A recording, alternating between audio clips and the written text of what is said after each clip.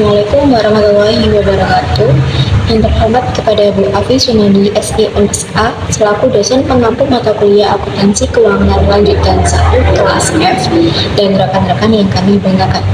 Di sini kami dari kelompok B akan membahas materi mengenai investasi saham terkait investor akuntansi dan pelaporan.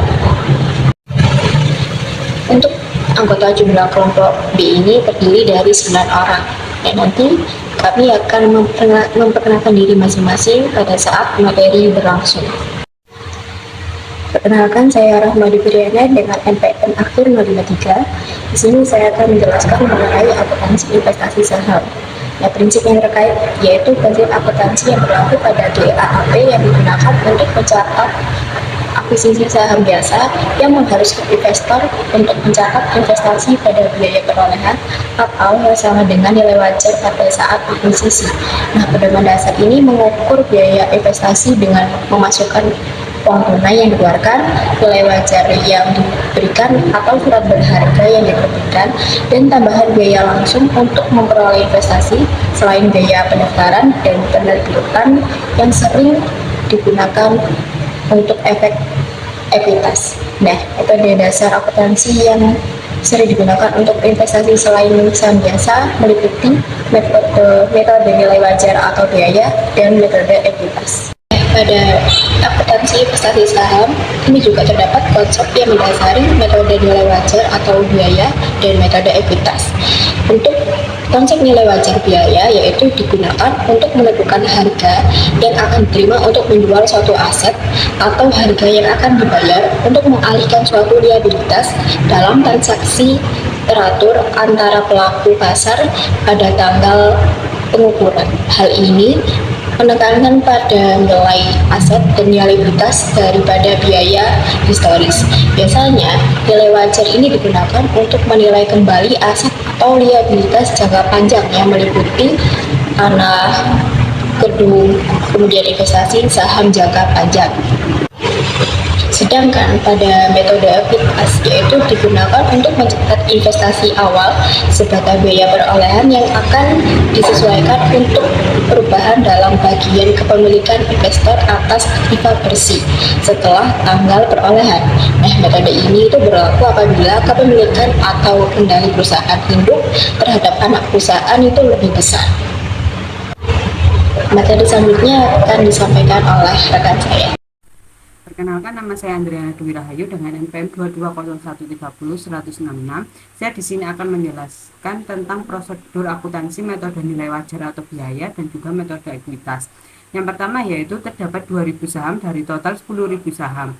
Berarti di sini 20% kepemilikan sahamnya dengan harga $25. Artinya 2.000 sahamnya itu dikali dengan $25 berarti $50.000. Nah, pada jurnal yang pertama yaitu mencatat investasi pada awal 1 Juli. Jika menggunakan metode biaya, maka investor akan mencatat investasi SON sebesar 50.000 pada kas sebesar 50.000. Apabila menggunakan metode ekuitas, mencatat jurnalnya itu juga sama. Apabila kepemilikan sudah 20%, maka seharusnya bisa dicatat dengan metode ekuitas. Mungkin karena ada hal-hal lain yang di luar kepemilikan sehingga mengakibatkan investor tidak bisa mencatat menggunakan metode ekuitas, maka beralih ke metode biaya. Lalu selanjutnya yaitu diketahui bahwa net income SON pada akhir tahun sebesar 25.000 dan dividen sebesar 10.000 dibayar pada 1 November. Nah, di sini itu ada jurnal untuk mencatat dividen yang diterima dengan metode biaya. Dividen 10.000 karena kepemilikan perusahaan 20%, maka 10.000 dikali 20% sehingga menghasilkan 2.000. Maka jurnal yang dicatat yaitu kas pada pendapatan dividen sebesar 2.000. Nah, di sini itu selanjutnya terdapat bedanya dengan metode ekuitas. Apabila menggunakan metode ekuitas yaitu dividen yang diterima tidak dicatat pada pendapatan dividen, tetapi dicatat dengan penurunan investasi dengan nama akun investasi pada SON di sisi kredit. Lalu selanjutnya yaitu ada jurnal untuk mencatat pengakuan pendapatan yang diumumkan oleh Investe. Yaitu SON mengumumkan pendapatan pada tahun berjalan sebesar 25.000. Apabila menggunakan metode biaya maka tidak boleh ada jurnal apapun. Namun, apabila dengan menggunakan metode ekuitas maka harus dijurnal. 25.000 dikali porsi kepemilikan saham 20%, maka sebesar 5.000. Karena beli sahamnya di tengah tahun pada 1 Juli, maka pendapatan yang berhak yaitu hanya setengah tahun. Maka 25% dikali setengah tahun dikali 20%. Jadi kalau penerima dividen akan mengurangi investasi, pengumuman net income dari investasi ini itu akan menambah investasi. Maka di jurnal dengan investation pada pendapatan son sebesar 2.500. Selanjutnya yaitu jika menggunakan metode biaya, maka POP akan mencatat income sebesar 2.000 dan investasi sebesar 50.000. Tetapi berbeda dengan metode ekuitas, investasinya itu terus bergerak, berubah-ubah tergantung dengan adanya dividen yang dibagikan dan pengumuman atas net income atau net loss dari investasi. Contoh dari metode ekuitas yaitu yang pertama pada 1 Juli, investasi awal itu dicatat sebesar 50.000. Lalu yang kedua yaitu pada 1 November, terdapat pembagian dividen, maka dikurangi sebesar 2.000. Lalu pada tanggal 30 Desember terdapat akuisisi 20% dari laba bersih son selama setengah tahun. Nah, itu ditambah dengan 2.500. Nah, yang terakhir yaitu 31 Desember, maka mendapatkan saldo akhir sebesar 50.500. Sehingga pada 1 Juli investasi awal 50.000, tetapi pada akhir tahun berubah menjadi 50.500. Selanjutnya menggunakan metode biaya. Di sini itu terdapat kasus apabila laba bersih son pada tahun berjalan yaitu sebesar 15.000, maka bagian POP tersebut hanya 1.500. Nah, 1.500 ini itu didapat dari 15.000 dikali setengah tahun dikali 20%. Secara hitung-hitungan harusnya laba yang berhak diakui oleh investor yaitu sebesar 1.500. Tetapi karena sudah terlanjur pada 1 November, investor sudah terima dividen sebesar 20.000, artinya kemudian yang diterima lebih besar daripada jatah laba bersihnya yang berhak diterima. Ini namanya liquidating dividend. Maka caranya harus mengkreditkan investasi sebesar 500 dari selisih 2.000 dikurangi 1.500. Hal ini mengakibatkan investasi semula di debit akan dikreditkan menjadi 500. Jadi investasi akan berubah, bukan utuh 50.000 tetapi sebesar 49.500. Didapat dari 50.000 dikurangi 500. Selanjutnya yaitu apabila investasi tersebut sahamnya mengalami kenaikan sehingga kepemilikan investor secara angka tidak lagi 40.900 tetapi menjadi 60.000 karena harga saham investasi mengalami kenaikan. Nah, kenaikan harga saham investasi ini tuh harus dicatat pada jurnal oleh investor. Nah, jurnalnya yaitu penyisihan perusahaan surat berharga yang tersedia untuk dijual dengan nilai pasar di debit sebesar 10.500. Nah, yang kreditnya yaitu keuntungan yang belum direalisasi atas sekuritas tersedia untuk dijual sebesar 10.500. Selanjutnya yaitu terdapat materi konsekuensi ekonomi penggunaan metode nilai wajar atau biaya dan juga metode ekuitas. Yang pertama yaitu apabila menggunakan metode wajar atau biaya, investor dapat mempengaruhi atau mengendalikan operasi investasi secara signifikan atau pengumuman dividen. Maka metode nilai wajar atau biaya tidak dapat diterima. Dengan memengaruhi atau mengendalikan keputusan dividen investasi, maka perusahaan investor dapat memanipulasi laba investasinya. Lalu yang kedua yaitu apabila menggunakan metode ekuitas. Apabila menggunakan metode ekuitas, laba yang dilaporkan oleh perusahaan induk atau investor dalam laporan keuangan terpisah. Umumnya sama dengan laba yang dilaporkan dalam laporan keuangan konsolidasi bagi perusahaan induk dan perusahaan anaknya. Selanjutnya yaitu terdapat metode ekuitas konsolidasi satu garis. Metode akuntansi ekuitas ini tuh sering disebut dengan konsolidasi satu baris. Hal ini karena investasi dilaporkan dalam jumlah tunggal pada satu baris neraca investor dan pendapatan investasi dilaporkan dalam jumlah tunggal pada satu baris laporan laba rugi investor. Lalu konsolidasi satu baris juga berarti bahwa pendapatan perusahaan induk atau investor dan ekuitas pemegang saham adalah sama. Apabila anak perusahaan atau investasi dicatat berdasarkan penerapan metode ekuitas yang lengkap dan benar, dan pada saat laporan keuangan induk dan anak perusahaan dikonsolidasi. Perkenalkan, nama saya Triasama Putri, NPM akhir 046. Di sini saya akan menjelaskan mengenai metode ekuitas. Untuk yang pertama itu ada investasi ekuitas pada akuisisi, di mana ada 3 biaya yang dibutuhkan untuk investasi ekuitas. Yang pertama ada biaya investasi diukur dengan jumlah kas yang dikeluarkan, nilai wajar aktiva lain yang diserahkan, atau surat-surat berharga yang diterbitkan. Yang kedua ada biaya langsung, di mana pencatatan dan penerbitan surat-surat berharga ekuitas dicatat sebagai tambahan modal disetor, dan biaya langsung lainnya untuk akuisisi ditambahkan pada biaya perolehan. Dan yang terakhir adalah total biaya investasi dimasukkan ke dalam akun investasi berdasarkan konsep konsolidasi satu baris. Contohnya itu ada yang pertama, Penny Company membeli secara tunai 30% saham biasa yang diberi suara Swan Company pada tanggal 1 Januari 2003 dari pemegang saham sebesar 2 juta dolar, ditambah dengan 200.000 lembar saham biasa Penny dengan nilai nominal 10 dolar dan nilai pasar 15 dolar per lembar saham. Tambahan biaya kepemilikan ekuitas sebesar 50.000 dolar untuk pencatatan saham dan 100.000 dolar untuk biaya konsultasi dan penasihat. Sehingga jurnal yang dibutuhkan itu adalah yang pertama, investasi pada Sloan yang ada di debit 5 juta dan saham biasa yang ada di debit 2 juta. Lalu di kredit ada tambahan modal disetor sebesar 1 juta dan juga kas sebesar 2 juta. Di sini untuk mencatat akuisisi sebesar 30% investasi ekuitas pada Sloan.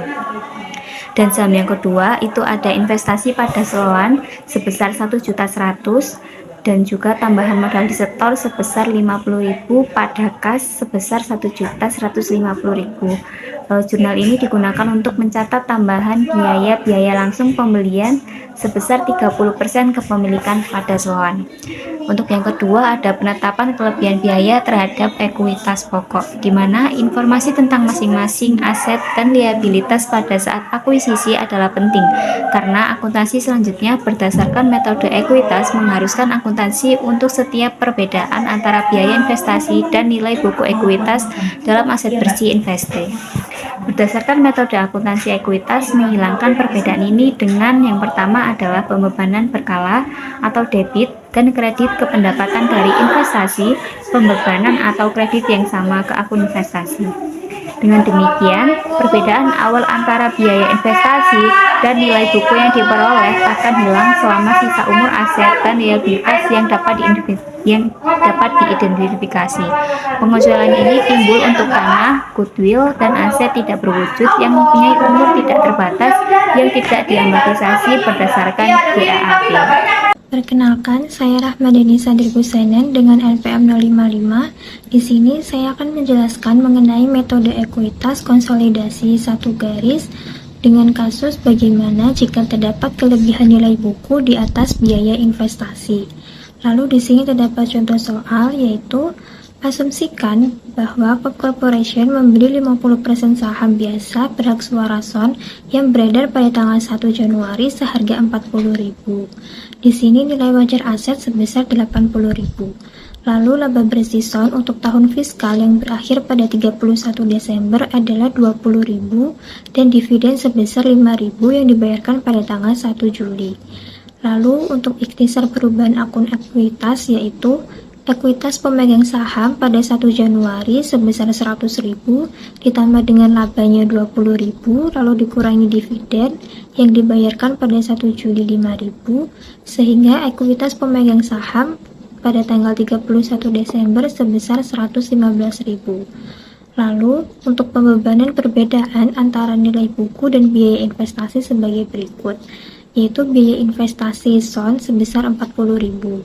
Nilai buku dasar 50% kepemilikan yaitu diperoleh dari 100.000 ekuitas saham dikali dengan 50% kepemilikan saham maka menghasilkan 50.000 sehingga di sini terdapat kelebihan nilai buku atas biaya sebesar 100.000 atau dengan kata lain biaya investasi ini lebih murah 10.000 dibanding dengan nilai bukunya. Maka nilai buku tersebut harus dialokasikan, harus dihitung kembali agar nilai buku ini sesuai dengan fair value yang 40.000 tersebut. Maka dalam soal ini juga diasumsikan bahwa kelebihan yang ada itu dialokasikan pada persediaan dan peralatan. Di sini yang mengalami overvalue ada persediaan dan peralatan, di mana persediaan sebesar 2.000 dikali 50% kepemilikan saham menghasilkan 1.000, lalu peralatan sebesar 18.000 dikali dengan 50% kepemilikan saham menghasilkan 900, sehingga kelebihan nilai buku atas biayanya 10.000. Maka kelebihan nilai buku tersebut sudah selesai dialokasikan untuk aset yang mengalami overvalue, yaitu di sini terdapat persediaan dan peralatan. Baik, selanjutnya yaitu untuk pencatatan jurnalnya. Pada tanggal 1 Januari, kita mencatat pembelian 50% saham yang beredar, yaitu investasi dalam sound di debit 40.000 dan kas di kredit 40.000. Lalu pada tanggal 1 Juli, kita mencatat dividen yang diterima, yaitu dari 5.000 dividennya dikali 50% kepemilikan saham, sehingga kas di debit 2.500 dan investasi dalam sound di kredit 2.500. Selanjutnya, pada tanggal 31 Desember, kita mencatat besarnya net income yang diperoleh, yaitu sebesar 20.000 dikali dengan 50% kepemilikan saham, sehingga jurnalnya investasi dalam sound sebesar 10.000 di debit dan laba sound sebesar 10.000 di kredit. Jadi, jika terdapat dividen, maka dia akan mengurangi investasi. Namun ketika mendapatkan net income, maka akan menambah investasi. Lalu pada tanggal 31 Desember juga kita mencatat besarnya amortisasi kelebihan nilai buku atas biaya investasi yang sudah dibebankan pada aset yang mengalami overvalue tadi, yaitu ada persediaan dan peralatan. Pada persediaan, besarnya tadi setelah dihitung sebesar 1.000, lalu dikali 100%, maka menghasilkan 1.000. Sedangkan peralatan tadi 9.000, lalu kita asumsikan bahwa peralatan ini memiliki umur 10 tahun, sehingga dikalikan dengan 10%, maka hasilnya menjadi 900 dan totalnya 1.900. Maka jurnalnya investasi dalam sound di debit 1.900 dan laba dari sound di kredit 1.900. Sehingga di sini bisa ditarik kesimpulan untuk akun investasinya pada tanggal 1 Januari biaya awalnya sebesar 40.000. Lalu pada 1 Juli dia menerima dividen sebesar 2.500. Lalu pada tanggal 31 Desember menerima net income sebesar 10.000. Sehingga pada 31 Desember juga ini untuk amortisasinya tadi 1.900, maka pada 31 Desember saldo akhir investasi sebesar 49.400. Jadi pada awalnya investasi dicatat 40.000, namun pada akhir tahun investasinya menjadi 49.400. Baik, untuk contoh soal yang selanjutnya yaitu di sini ada pembelian murah atau pembelian diskon atau bargain purchase. Jadi pada soal sebelumnya yang dibahas adalah bagaimana jika terdapat kelebihan nilai buku di atas biaya investasi. Namun pada contoh kasus yang akan kita bahas selanjutnya adalah bagaimana jika nilai wajar atau fair value lebih besar daripada biaya investasi. Jadi untuk contoh soalnya, asumsikan POP juga memperoleh 25% kepemilikan saham dalam Saxon seharga 110.000 pada tanggal 1 Januari. Untuk laba bersih dan dividen Saxon untuk tahun tersebut masing-masing 60.000 dan 40.000. Lalu terdapat informasi mengenai aktiva bersih, yaitu di sini total dari aktiva bersih pada nilai buku sebesar 400.000. Lalu pada nilai wajarnya 480.000. Artinya di sini terdapat overvalue pada nilai wajar sebesar 80.000. Sehingga dapat dilihat di sini yang mengalami overvalue nilai wajarnya yaitu ada persediaan sebesar 20.000 dan juga bangunan sebesar 60.000. Lalu terdapat cara untuk mengalokasikan kelebihan nilai wajar tersebut, yaitu di sini biaya investasinya sebesar 110.000. Lalu nilai buku yang diperoleh yaitu 400.000 dikali 25% kepemilikan saham yaitu 100.000, maka kelebihan biaya atas nilai buku yang diperoleh adalah 10.000. Lalu persediaan yang mengalami overvalue tadi sebesar 20.000 dikali dengan 25% kepemilikan saham menghasilkan 5.000. Lalu untuk bangunan sebesar 60.000 dikali 25% kepemilikan saham menghasilkan 15.000. Di sini juga ada keuntungan dari pembelian sebesar 10, yaitu dari biaya investasi yang dikeluarkan tadi 110.000, sedangkan nilai buku asetnya adalah 100.400 dikali dengan 25% kepemilikan saham, sehingga terdapat kelebihan 10.000. Nah, dari perhitungan tersebut, maka jurnal yang dapat disusun yaitu pada tanggal 1 Januari kita mencatat pembelian kepemilikan saham 25%, yaitu investasi dalam Saxon sebesar 120.000 di debit dan kas sebesar 110.000 di kredit, lalu keuntungan dari pembelian yaitu 10.000 di kredit. Lalu kita mencatat dividen yang diterima yaitu dari 40.000 dikali 25% kepemilikan sahamnya, sehingga di sini terdapat kas sebesar 10.000 di debit dan investasi dalam Saxon 10.000 di kredit. Lalu pada tanggal 31 Desember kita mencatat laba investasi dari Saxon yang dihitung dengan 25% laba dari Saxon sebesar 60.000 itu 15.000. Lalu kelebihan yang dialokasikan ke persediaan sebesar 5.000 dan kelebihan yang dialokasikan ke bangunan yaitu 15.000 dibagi 4 tahun. Kita asumsikan bahwa bangunan ini memiliki umur selama 4 tahun, maka 15.000 dibagi 4 tahun yaitu 3.750, sehingga menghasilkan totalnya 6.250.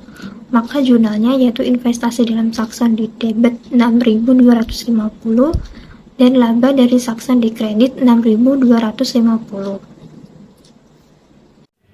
Sebelumnya, perkenalkan nama saya Nur Rahma Priyamitasari dengan NPM akhir 067. Di sini saya akan menjelaskan pada subbab metode ekuitas konsolidasi satu garis. Di sini ada akuisisi interim kepentingan investasi.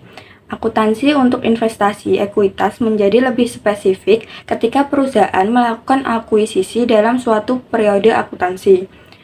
Nah, di sini ada contoh soal yaitu asumsikan Pop Corporation mengakuisisi 40% saham biasa Sun Company seharga $80.000 pada tanggal 1 Oktober. Aset bersih Sun ekuitas pemilik pada tanggal 1 Januari adalah $150.000 dan melaporkan laba bersih sebesar $25.000 untuk tahun yang berakhir pada tanggal 31 Desember dan menyatakan dividen $15.000 pada tanggal 1 Juli. Nilai buku aset dan liabilitas Sun sama dengan nilai wajar pada tanggal 1 Oktober, kecuali untuk bangunan dengan nilai wajar $60.000 dan dicatat sebesar $40.000. Bangunan tersebut memiliki sisa masa manfaat selama 20 tahun mulai tanggal 1 Oktober. GAAP mensyaratkan penerapan metode ekuitas dan pembebanan setiap perbedaan antara biaya investasi dan nilai buku yang diperoleh terlebih dahulu ke aset dan liabilitas yang dapat diidentifikasi dan kemudian ke goodwill. Selanjutnya di sini ada perhitungan untuk kelebihan biaya investasi POP atas nilai buku 40% kepemilikannya di Sun dihitung dan dibebankan ke aset dan goodwill yang dapat diidentifikasi. Yang pertama di sini ada biaya investasi senilai $80.000 dikurangi bagian ekuitas wajar pada tanggal 1 Oktober senilai $61.500. Ini diperoleh dari ekuitas wajar senilai $150.000 ditambah pendapatan sampai dengan 1 Oktober senilai $18.750 dikurangi dividen $15.000 dengan jumlah akhir $153.750. Ini dikali dengan bunga dibeli 40% sehingga menghasilkan $61.000. Jadi Biaya investasi dikurangi bagian ekuitas wajar pada tanggal 1 Oktober dan menghasilkan kelebihan biaya atas nilai buku senilai $18.500. Lalu, kelebihan ditugaskan ke bangunan dan goodwill ini dihitung dari bangunan senilai 8.000 dihasilkan dari 60.000 dikurangi 40.000 lalu dikali 40%. Lalu goodwillnya dari sisa perhitungan awal tadi $18.500 dikurangi 8.000 sehingga menghasilkan $10.500 sehingga sama kelebihan biaya atas nilai buku senilai $18.500. Selanjutnya di sini ada jurnalnya, yaitu pada 1 Oktober investasi pada SON di debit 80.000 lalu kas di kredit 80.000. Ini untuk mencatat akuisisi 40% saham berhak suara SON. Lalu pada 31 Desember, investasi pada SON di debit 2.500 dan pendapatan dari SON di kredit 2.500 untuk mencatat ekuitas dalam pendapatan SON, yaitu dihitung dengan cara 40% dikali 25.000 dikali 1/4 tahun. Lalu pada 31 Desember berikutnya, yaitu penghasilan dari SON di debit sejumlah 100, lalu investasi pada SON di kredit sejumlah 100. Ini untuk mencatat amortisasi kelebihan biaya di atas nilai buku dialokasikan ke bangunan yang diremehkan. Dihitung dengan cara 8.000 dibagi 20 tahun, lalu dikali 1/4 tahun. Selanjutnya pada investasi dalam akuisisi langkah demi langkah. Di sini ada contoh, yaitu asumsikan Pop Corporation mengakuisisi 10% kepemilikan di SON Corporation seharga $750.000 pada tanggal 2 Januari 2016 dan 10% kepemilikan lainnya seharga $850.000 pada 2 Januari 2017. Ekuitas pemegang saham SON Corporation pada tanggal akuisisi ini adalah sebagai berikut. Pada 2016, modalnya yaitu 5.000, pendapatan yang disimpan 2.000, lalu total ekuitas pemegang sahamnya yaitu 7.000. Lalu pada tahun 2017, yaitu modalnya 5.000, pendapatan yang disimpan 2.500, lalu total ekuitas pemegang sahamnya yaitu 750. Sehingga jurnalnya yaitu pada 2 Januari 2017, yaitu investasi pada SON di debit 50, lalu laba ditahan di kredit 50. Ini bagian laba ditahan SON meningkat selama tahun 2016 sebesar 50, yaitu dihitung dari 500.000 yang didapat dari selisih total ekuitas pemegang saham dikali 10% bunga yang dimiliki selama tahun berjalan. Ini sama dengan penyesuaian retroaktif dari perubahan ekuitansi sebesar 50.000. Saya Ica Dwi Sabrina dengan NPM akhir 039. Jadi di sini saya akan menerangkan materi tentang sale of equity interest, pembelian saham langsung dari investi, dan perusahaan investi dengan saham preferen. Nah, untuk materi pertama yang akan saya sampaikan adalah sale of equity interest. Jadi ini terjadi karena adanya perubahan metode akuntansi yang sebelumnya adalah metode ekuitas ke fair value atau biasa kita sebut dengan metode biaya. Jadi awalnya kepemilikan saham besar sehingga menggunakan metode ekuitas. Namun setelah dijual, kepemilikan ini kan akan menjadi lebih kecil sehingga akan dialihkan ke metode lain atau bisa menggunakan metode biaya. Nah, contohnya nih, misalkan awalnya pemilik memiliki 40% saham dan menggunakan metode ekuitas. Lalu dijual 32% sahamnya, jadi tersisa hanya 8%. Nah, karena sahamnya ini tersisa 8%, jadi kita akan memperlakukan metode biaya.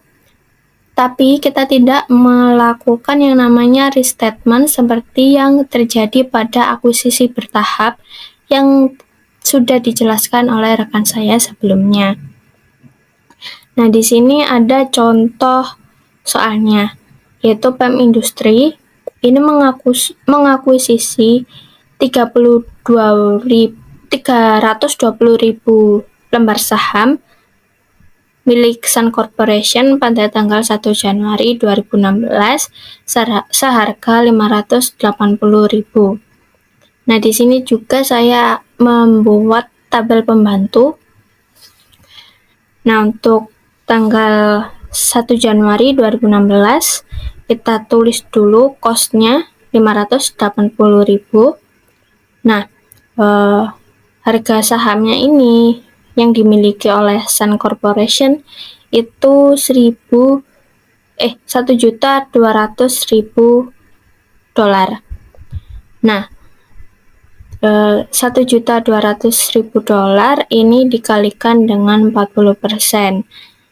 Jadi nilai buku dari saham Sun Corporation ini yang 40%-nya itu senilai 480.000. Nah, di sini terlihat kan ada selisih antara cost dan book value, yaitu 100.000. Jadi kita masukkan ke dalam goodwill. Lalu pada tanggal 31 Desember 2017, saldo akun investasinya ini berubah menjadi 700.000 dolar. Nah, untuk saham dari Sun Corporation ini juga meningkat menjadi 1.500.000 dolar. Nah, ini book value-nya dari 1.500.000 dolar itu kita kalikan 40%. Jadinya ketemu 600.000 dolar. Kita masukkan ke tabel book value atau fair value yang terdapat pada tanggal 31 Desember 2017. Nah, di sini terlihat saldo akun investasi dan book value-nya ini terdapat selisih 100.000 dolar. Jadi kita masukkan ke goodwill. Lalu untuk tanggal 1 Januari 2018, PEM ini menjual 80% kepemilikannya di Sun. Jadi yang awalnya 320.000 lembar saham dijual menjadi 256.000 lembar saham.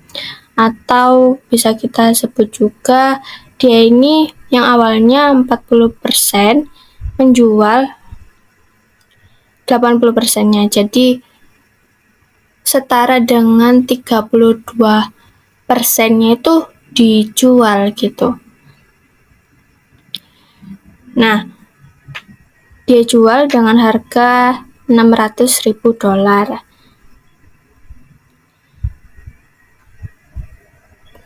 Sehingga mengurangi kepemilikannya di Sun menjadi 8%. Nah, nilai buku bunga yang dijual adalah 560.000 atau 80% dari saldo akun investasi di Sun sebesar 700.000 dolar. PEM mengakui keuntungan penjualan kepemilikannya di Sun sebesar 40.000 atau 600.000 dolar harga jual dikurangi 560.000 dolar nilai buku bunga yang dijual. Nah, berarti nilai sisa dari saham PEM Industri ini untuk tanggal 1 Januari 2018 itu 700.000 dolar dikurangi 560.000 dolar, sehingga saham yang dimiliki ini seharga 140.000 dolar saja sisanya. Nah, untuk book value-nya ini bisa kita kalikan 600.000 dolar yang terdapat pada tanggal 31 Desember 2017 dikalikan 80%, jadinya ketemu 120.000. Nah, untuk goodwill-nya ini sama 100.000 goodwill dikalikan 80%, jadinya ketemu $20.000 atau dari selisih cost dikurangi book value atau fair value, jadinya ketemu 20.000. Kita akan membahas materi mengenai pembelian saham langsung dari investee atau dengan nama lain yaitu right issue. Nah, investor ini akan membeli langsung dari investee. Jadi investor bukan membeli saham yang sudah pernah diterbitkan, tetapi investee menerbitkan saham baru untuk nantinya dijual kepada investor. Nah, di sini sebagai contoh ada Pop Corporation sebagai investor dan Sun Corporation sebagai investee. Nah, investor membeli 20.000 lembar saham milik Sun dengan harga $450.000. Nah, ekuitas pemegang saham atau stockholder milik Sun ini terdiri dari $200.000 dengan nilai par $10 dan laba ditahan sebesar $150.000. Nah, di sini kita akan menghitung kepemilikan POP pada Sun. Nah, untuk poin A ini kepemilikan yang dimiliki oleh POP. Jadi POP kan ini membeli 20.000 lembar saham dari Sun. Lalu yang untuk poin B ini untuk perhitungan milik Sun. Jadi outstanding yaitu saham yang sudah pernah diterbitkan oleh Sun atau dari investee ini didapat dari mana? Didapat dari 200.000 $200.000 saham biasa dengan nilai par $10, dengan artian yaitu dia memiliki 20.000 lembar saham yang sudah pernah diterbitkan. Lalu kan di sini investee menerbitkan saham baru 20.000 lembar kepada investor. Jadi total lembar saham yang dimiliki oleh investee yaitu 40.000 lembar. Nah, di sini dapat kita lihat bahwa POP ini memiliki 50% kepemilikan dari saham Sun, dari saham investee. Nah, selanjutnya di sini kita akan menghitung nilai buku dari POP. Di sini dapat kita lihat bahwa ekuitas pemegang saham Sun atau ekuitas pemegang saham investee sebelum diterbitkan yaitu 350.000. Ini didapat dari informasi pada 31 Desember 2015 yaitu $200.000 ditambahkan dengan $150.000, jadi totalnya $350.000. Nah, untuk penjualan 20.000 lembar saham ke POP ini kan seharga $450 dari informasi pada tanggal 1 Januari 2016. Nah, ekuitas pemegang saham Sun setelah penerbitan yaitu kita total jadinya 800.000. Nah, persentase kepemilikan POP itu kan sudah kita ketahui 50%, jadinya 800.000 dikalikan dengan 50%, ketemu nilai buku yang diperoleh POP yaitu $400.000. Nah, di sini terdapat yang namanya goodwill. Kenapa? Karena tadi kan POP membeli dengan harga $450.000, sedangkan nilai buku yang diperoleh POP adalah $400.000. Jadi terdapat goodwill $50.000. Selanjutnya yaitu bagaimana jika perusahaan investi memiliki yang namanya saham preferen. Nah, di sini Sun Corporation sebagai investi memiliki stockholder atau ekuitas pemegang saham sebesar 6 juta dolar pada awal tahun dan 6.500.000 pada akhir tahun. Nah, laba bersih dari investi ini yaitu 700.000 dolar. Untuk dividennya sebesar 200.000 dolar.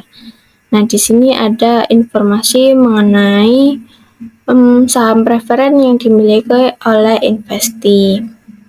Nah, saham preferen yang dimiliki oleh investi pada tanggal 1 Januari atau pada awal tahun yaitu 1 juta dolar. Nah, saham biasanya yaitu 3 juta. Untuk modal di setor lainnya atau agio sahamnya yaitu 500.000. Untuk saldo laba sebesar 1.500.000. Nah, pada akhir tahun saham preferen yang dimiliki oleh investi yaitu 1 juta. Untuk saham biasa 3 juta, modal di setor lainnya 500.000. Dan di sini ada yang namanya kenaikan saldo laba yaitu sebesar 500.000. Nah, jadi total pada awal tahun yaitu 6 juta. Nah, pada akhir tahun ada kenaikan tadi, jadi total pada akhir tahun yaitu 6.500.000. Nah, di sini kita akan menghitung pembayaran yang dilakukan PEM Corporation jika membeli saham dari Sun Corporation senilai 2.500.000 dolar atau setara dengan 40% saham biasa yang dimiliki oleh investi yang sudah beredar. Nah, untuk perhitungannya yaitu biaya bunga umum 40% di Sun yaitu 2.500.000 atau dari informasi tadi kita akan membelinya sebesar 2.500.000 dolar. Nah, nilai buku dari investi untuk ekuitas pemegang saham yang terdapat pada informasi sebelumnya yaitu 6 juta dikurangi dengan saham preferen 1 juta dan ekuitas pemegang sahamnya jadinya sisa dari 6 juta dikurangi 1 juta yaitu 5 juta. Nah, persentase kan tadi PEM Corporation membeli 40% kepemilikan Sun. Jadi 5 juta dikalikan 40%, jadi harga yang diperoleh untuk investor yaitu 2 juta. Nah, di sini kita lihat ada selisih dari kita tadi membayar 2.500.000, ternyata nilai bukunya cuma 2 juta, jadinya ada selisih 500.000. Kita catat sebagai goodwill. Nah, untuk selanjutnya kita lihat apakah investor mendapatkan income dari adanya pendapatan yang dimiliki oleh investi. Nah, di sini dari informasi awal kita ketahui yaitu laba bersih yang dimiliki oleh investi kan tadi 700 dolar. Kita catat pendapatan bersih Sun atau pendapatan bersih investi 700 dolar dikurangi dengan pendapatan preferen 100.000 dolar. Nah, di sini ketemu pendapatan umum, pendapatan dari saham biasa yaitu 600 dolar. Nah, karena tadi investor memiliki 40% kepemilikan saham, jadi 600.000 dolar dari pendapatan umum dikalikan dengan 40%. Jadinya investor akan mendapatkan pendapatan sebesar 240.000. Perkenalkan, nama saya Nela Kamelia dengan NPM akhiran 060. sini saya akan menjelaskan mengenai dua materi yang terdapat dalam bab 2, yaitu investasi saham. Materi yang pertama berupa operasi yang dihentikan dan pertimbangan lainnya. Dalam akuntansi metode ekuitas, perusahaan investor akan melaporkan laba yang diperoleh dari kegiatan operasi normal pihak investasi pada laporan laba rugi. Akan tetapi, konsolidasi satu baris tidak berlaku apabila laba investasi dari pihak investasi mencakup operasi yang dihentikan. Jadi, antara operasi normal dengan operasi yang dihentikan harus dipisah dan dilaporkan sebagaimana mestinya. Sebagai contoh, asumsikan bahwa Corp Corporation memiliki 40% saham dari Sun Corporation yang beredar dan laba Sun Corporation.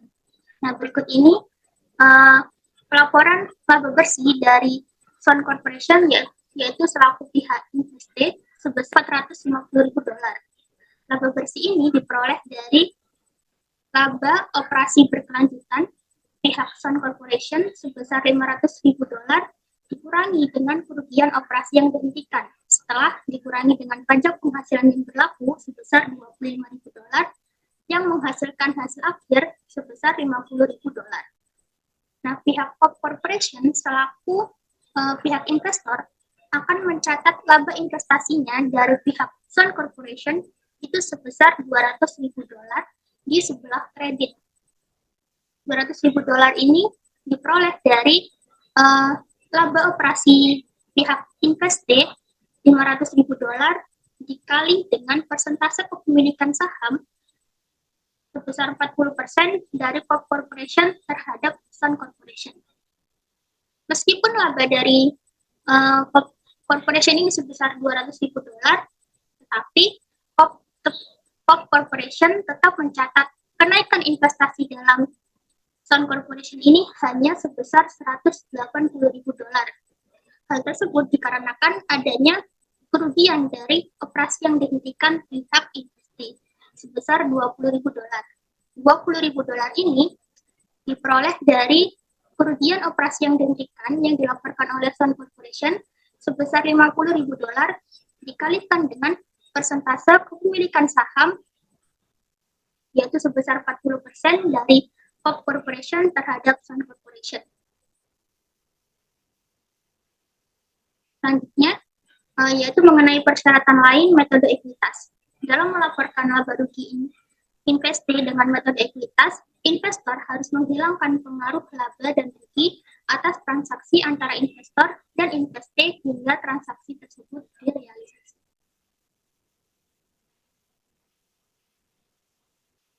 Materi yang kedua yaitu mengenai pengungkapan untuk investasi ekuitas. Jika investasi ekuitas bersifat signifikan, investor harus mengungkapkan informasi baik dalam tanda kurung atau dalam catatan atau schedule laporan keuangan yang mencakup pertama, ada nama masing-masing investasi dan persentase kepemilikan saham biasa. Lalu yang kedua, mengenai kebijakan akuntansi investor sehubungan dengan investasi pada saham biasa. Lalu yang ketiga, perbedaan itu jika ada antara jumlah investasi yang dilakukan dan jumlah ekuitas yang mendasari aset bersih, termasuk perlakuan akuntansi atas perbedaan tersebut. Lalu mengenai transaksi pihak terkait, transaksi pihak berelasi muncul ketika salah satu pihak yang bertransaksi mempunyai kemampuan untuk mempengaruhi operasi pihak lain secara signifikan. Meliputi yang pertama ada sifat hubungan, lalu yang kedua yaitu uraian transaksi, yang ketiga mengenai jumlah dolar transaksi dan setiap perubahan dari periode sebelumnya dalam metode yang digunakan untuk menetapkan persyaratan transaksi pada setiap laporan laba rugi yang disajikan. Serta yang terakhir yaitu mengenai jumlah yang terutang atau terhutang dari pihak-pihak yang mempunyai hubungan istimewa pada tanggal neraca untuk setiap saldo lembar disajikan. Baik, itulah dua materi yang telah saya jelaskan. Terima kasih. Perkenalkan, nama saya Arafi Rahma Erdaiza, NPM 048. Menguji goodwill untuk penurunan. Goodwill dan aset tidak berwujud lainnya yang masa manfaatnya tidak terbatas maka tidak diamortisasi. Sedangkan yang memiliki masa manfaat tertentu harus diamortisasi selama umurnya. goodwill dan aset tidak berwujud lainnya yang umurnya tidak terbatas tidak diamortisasi, tapi ditelaah setiap tahun dan diuji penurunan nilainya. Jika aset tidak berwujud, masa manfaatnya pasti, namun tidak diketahui, maka harus melakukan amortisasi berdasarkan estimasi masa manfaat terbaik dan mengukur kerugian penurunan nilai. Langkah pertama, membandingkan nilai tercatat atau nilai buku dengan nilai wajar seluruh aset dan liabilitas di tingkat unit pelaporan bisnis. Perlu diketahui, apabila nilai wajar unit pelaporan melebihi nilai tercatatnya, maka goodwill tidak mengalami penurunan nilai, sehingga tidak perlu melanjutkan ke langkah kedua. Langkah yang kedua, membandingkan perbandingan jumlah tercatat goodwill dengan nilai wajar tersiratnya. Jika nilai tercatat melebihi nilai wajar goodwill, perusahaan harus mengakui kerugian penurunan nilai atas selisihnya. Jumlah kerugian tidak boleh melebihi jumlah tercatat goodwill. Perkenalkan, saya Elsafina Nurul Akmalia dengan NPM 063. Pada bagian ini saya akan menjelaskan mengenai implied fair value of goodwill. Jadi langsung saja kita ke ilustrasi soalnya. Asumsikan bahwa investor PAM Corporation memiliki 80% kepemilikan dari Sun Corporation, yaitu yang sebagai investee, yang mana pada neraca konsolidasi itu mencatat goodwill sebesar 6,3 juta. Investor melakukan penilaian terhadap implied fair value goodwill sebagai berikut. Net asset dari nilai buku investee yaitu Sun Corporation itu adalah 25,1 juta, tetapi fair value-nya yaitu sebesar 31,25 juta. Sedangkan menurut penilaian dari investor, fair value-nya itu sebesar 36,25 juta. Berarti kalau net assetnya hanya 31,25 juta, berarti selisihnya adalah goodwill yang sebesar 5 juta. Nah, kita lihat di sini implied fair value of goodwill itu hanya 5 juta. Padahal disebutkan bahwa neraca konsolidasi itu mencatat goodwill sebesar 6,3 juta. Berarti implied fair value itu lebih kecil daripada nilai tercatat goodwill. 5 juta itu lebih kecil dari 6,3 juta. Berarti di sini investor itu harus mencatat adanya kerugian penurunan nilai sebesar 1,3 juta. Oke, selanjutnya di sini kami akan menganalisis sebuah laporan keuangan perusahaan konsolidasi. Perusahaan yang kami pilih yaitu PT Adora Energi Indonesia Tbk. Nah, yang pertama di sini saya akan menjelaskan profil perusahaan PT Adora Energi Indonesia Tbk. Nah, perusahaan ini yaitu perusahaan induk yang melakukan sebuah bisnis melalui perusahaan anak di sektor pertambangan dan jasa batubara yang meliputi energi terbarukan dan tidak terbarukan, utilitas, mineral dan pengolahan mineral serta infrastruktur pendukung yang berkantor pusat di Jakarta. Perusahaan ini didirikan pada tanggal 26 Agustus 2004 yang didirikan oleh Enadinsa. Produk utama perusahaan ini yaitu batubara dengan nama dagang NV Coal yang memiliki karakteristik rendah polutan. Nah, pada tahun 2022, Adara Energi Indonesia ini memproduksi sebanyak 62,8 juta ton batubara dan menjadikannya sebagai perusahaan batubara nomor 2 di Indonesia dalam hal produksi batubara. Nah, alasan kami memilih perusahaan PT Adara Energi Indonesia Tbk ini yaitu karena dianggap sebagai perusahaan konsolidasi investasi saham. Karena beberapa alasan. Yang pertama, perusahaan ini memiliki operasi pertambangan batubara yang terintegrasi, yang mencakup kegiatan dari pertambangan hingga pemasaran dan pembangkit listrik. Yang kedua, perusahaan ini memiliki akses ke cadangan batubara yang besar dan permintaan listrik di Indonesia yang terus meningkat, yang menjadikannya segmen bisnis pembangkit listrik sebagai aset berharga yang menyediakan pendapatan dan arus kas yang stabil. Dan yang terakhir, perusahaan ini telah memajukan kinerja yang kuat dengan volume produksi dan penjualan yang meningkat, yang menarik bagi investor. Selain itu, perusahaan ini juga terlibat dalam berbagai aksi korporasi yang dapat meningkatkan nilai bagi pemegang saham. Oke, selanjutnya masuk ke dalam analisis laporan perusahaan PT Adora Energi Indonesia Tbk. Nah, analisis yang pertama di sini saya menganalisis metode nilai wajar atau biaya dalam penurunan nilai. Oke, kasus ini berbunyi pada tanggal 31 Desember 2022, salah satu perusahaan pertambangan dan perdagangan batubara Group memiliki tingkat sensitivitas tertinggi atas perubahan asumsi utama.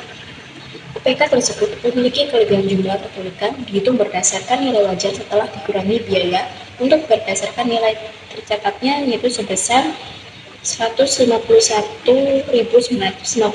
US dollar pada tahun 2021 sebesar 55.285 US dollar dengan kenaikan tingkat diskonto dengan asumsi lainnya tidak berubah yaitu sebesar 3,14% yang akan menghapus kelebihan yang tersisa dari UPK tersebut yang pada tahun 2021 yaitu sebesar 1,02%. Nah, pada kasus tadi ini termasuk dalam konsep metode nilai wajar karena dalam konteks akuntansi digunakan dalam penilaian aset yang digunakan untuk memastikan bahwa informasi yang disajikan dalam laporan keuangan ini untuk mencerminkan kondisi ekonomi yang terkini dan bukan hanya biaya historis. Nah, analisis yang dapat tersampaikan dari kasus tadi meliputi yang pertama, pada kalimat kelebihan jumlah terpilihkan ini mengacu pada selisih antara nilai wajar aset setelah dikurangi biaya penjualan dan nilai tercatatnya.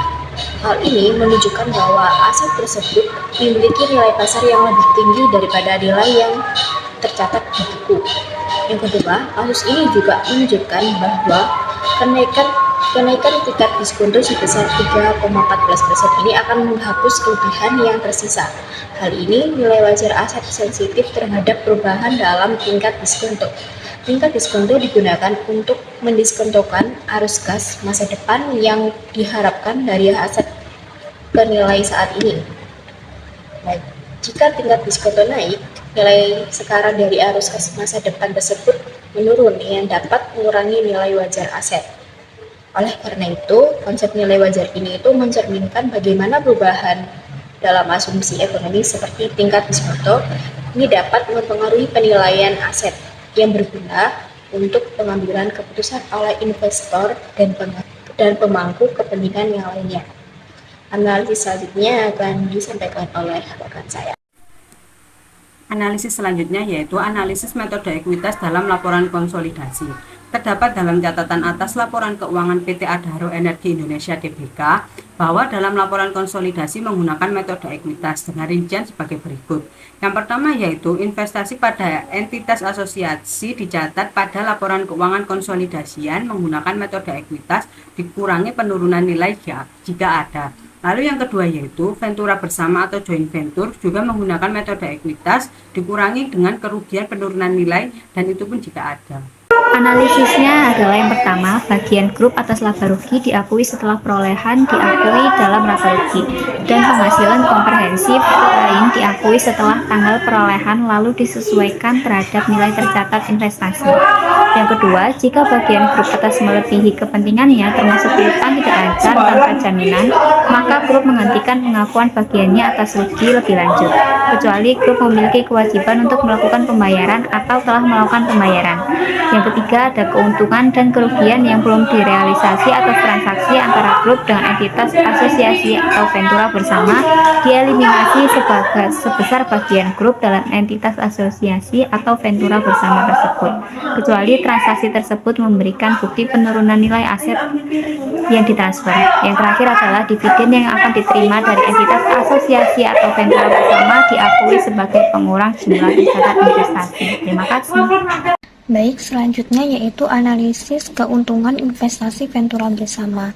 Jadi, grup memiliki pengaturan bersama yang terstruktur melalui beberapa perusahaan dengan ventura bersama, yaitu ada PT Bimasana Power Indonesia, PT Tanjung Power Indonesia, Kestrel Coal Group, PT Dumai Tirta Persada, PT Grenex Tirta Mandiri, PT Bakti Energi Persada dan entitas anaknya, serta PT Kayan Hydropower Nusantara. Lalu, ventura bersama ini menggunakan metode ekuitas.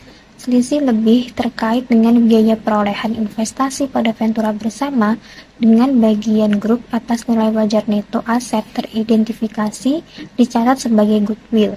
Jika jumlah tersebut lebih kecil dari nilai wajar atas aset besi teridentifikasi, entitas anak yang diakuisisi dan pengukuran atas seluruh jumlah tersebut telah ditelaah dalam hal pembelian dengan diskon atau bargain purchase. Selisih tersebut diakui secara langsung dalam laporan laba rugi.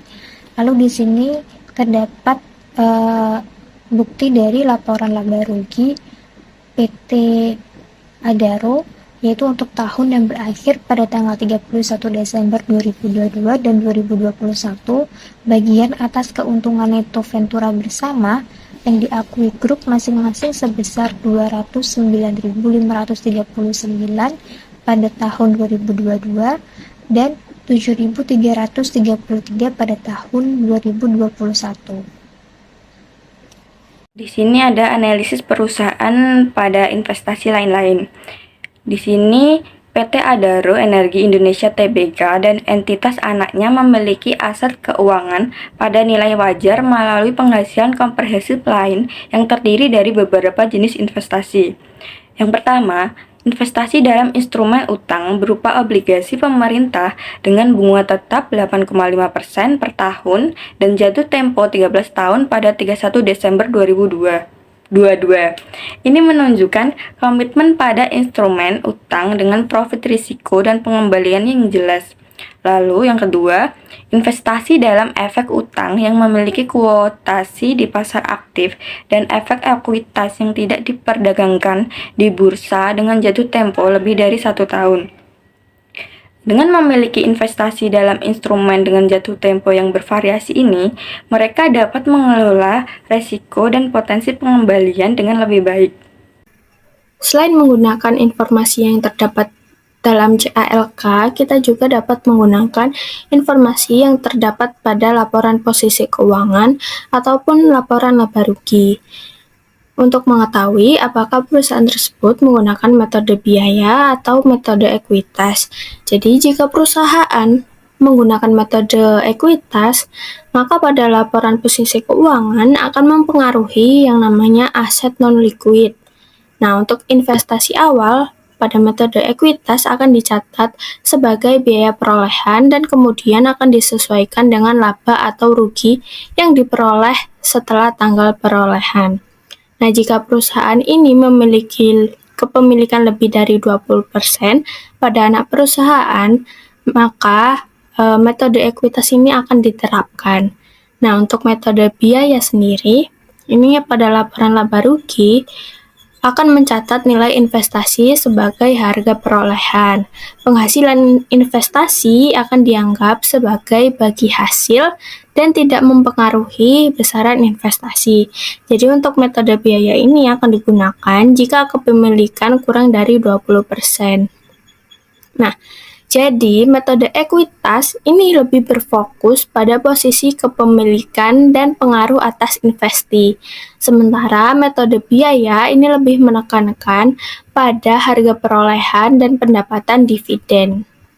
Selanjutnya, mengenai analisis perusahaan PT Adaro Energi Indonesia Tbk pada pengungkapan untuk investasi ekuitas. Seperti yang telah saya paparkan sebelumnya, bahwasannya terdapat salah satu syarat dalam pengungkapan untuk investasi ekuitas, yaitu menjelaskan mengenai nama investor beserta persentase kepemilikannya. Nah, di sini PT Adaro Energi Indonesia Tbk menjelaskan atau mengungkapkan mengenai persentase kepemilikan efektif dari entitas anak.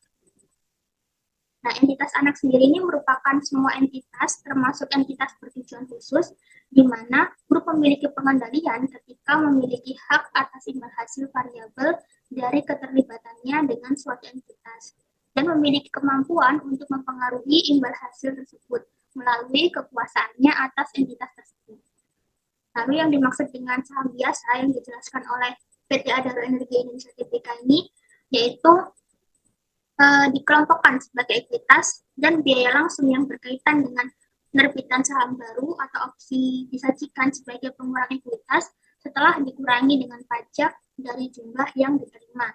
Laba per saham itu dihitung dengan membagi laba tahun berjalan yang diatribusikan kepada pemegang saham perusahaan dengan jumlah rata-rata tertimbang saham biasa yang beredar pada tahun berjalan. Analisis perusahaan penurunan nilai goodwill. PT Andaro Energi Indonesia Tbk menguji penurunan nilai goodwill secara tahunan dengan melihat indikasi penurunan nilai tercatat dan mengelompokkan aset hingga unit terkecil yang menghasilkan arus kas terpisah atau UPK. Menguji penurunan nilai UPK tertentu menggunakan pendekatan pendapatan berdasarkan nilai arus kas di masa yang mendatang. Rincian goodwill dari beberapa lini usahanya per 31 Desember 2022 dan 2021 nilainya tetap, meliputi pertambangan dan perdagangan batu bara sebesar 658.947 US dollar, jasa pertambangan sebesar 39.665 US dollar, dan logistik sebesar 78.331 US dollar. Goodwill tidak mengalami penurunan nilai karena nilai tercatat pada tahun 2022 dan 2021 tetap dinilai 776.943 US dollar. Selanjutnya adalah analisis laporan keuangan mengenai implied fair value dari goodwill. Jadi pada laporan keuangan PT Adaro ini telah dijelaskan bahwa OPK memiliki kelebihan jumlah terpulihkan yang dihitung berdasarkan nilai wajar setelah dikurangi biaya-biaya untuk penjual dari nilai tercatat sebesar 151 juta sekian dan pada 2021 itu sebesar 55 juta sekian. Kenaikan tingkat diskonto yaitu dengan asumsi lainnya tidak berubah sebesar 3,14% akan menghapus kelebihan yang tersisa dari UPK tersebut yang pada tahun 2021 itu sebesar 1,02%. Untuk kepentingan non-pengendali itu disajikan di ekuitas dalam laporan posisi keuangan konsolidasian yang terpisah dari ekuitas pemilik entitas induk. Selisih lebih antara imbalan yang dialihkan, jumlah setiap kepentingan non-pengendali dalam pihak yang diakuisisi, dan nilai wajar pada tanggal akuisisi dari kepemilikan ekuitas yang sebelumnya dimiliki oleh perusahaan pihak yang mengakuisisi pada pihak yang diakuisisi dibandingkan dengan nilai wajar bagian grup atas aset bersih teridentifikasi yang diakuisisi dicatat sebagai goodwill. Baik, sekian pemaparan materi dan analisis laporan keuangan perusahaan konsolidasi dari kelompok kami. Kurang lebihnya mohon maaf dan terima kasih. Kami pamit undur diri. Wassalamualaikum warahmatullahi wabarakatuh.